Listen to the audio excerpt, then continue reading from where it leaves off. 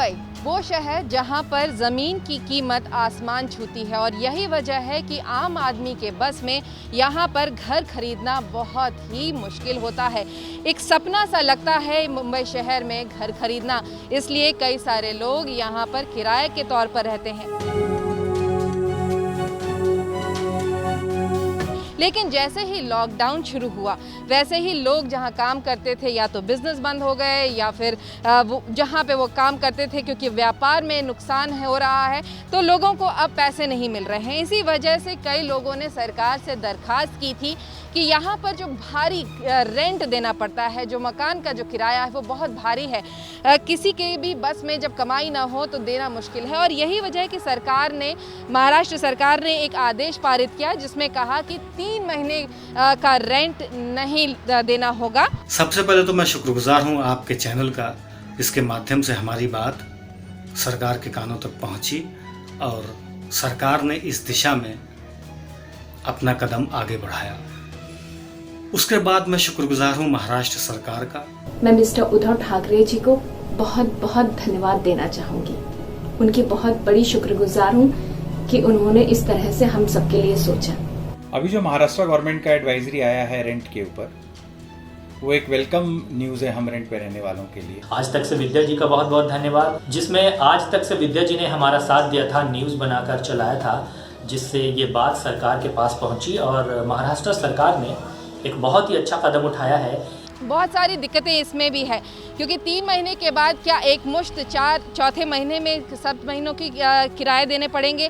बहुत सारे सवाल हैं जो लोग पूछ रहे हैं। मेरे विचार से समस्या का एक पहलू अभी भी बाकी है, वो ये कि मुंबई में जो पैटर्न है मकान मालिक और किराएदार के बीच का, उसमें किराएदार को एक अमुक अमाउंट डिपॉजिट के तौर पर मकान मालिक के पास रखना पड़ता है।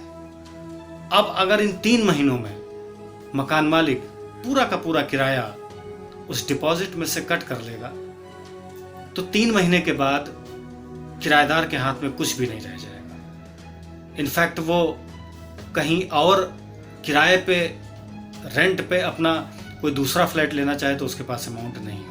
मैं गवर्नमेंट से ये अपील करना चाहता हूँ सबकी तरफ से कि एक हेल्पलाइन नंबर जो है वो जारी करें, जिससे हम सभी जो किराएदार हैं उस नंबर पर कॉल करके वहाँ से मदद ले सकें, अपनी बात रख सकें और मकान मालिकों की शिकायत भी कर सकें, क्योंकि कुछ मकान मालिक धमका रहे हैं कि हम आपको मकान से बाहर निकाल देंगे। मेरा मानना ये है कि अगर 3 महीने रेंट डेफर किया जाएगा तो आने वाले टाइम पे वो रेंट सारा एग्रीगेट होके हमारे ऊपर एक बर्डन क्रिएट करेगा। अगर हम जॉब पे नहीं हैं तो वो रेंट पे करने में मुश्किल आएगी।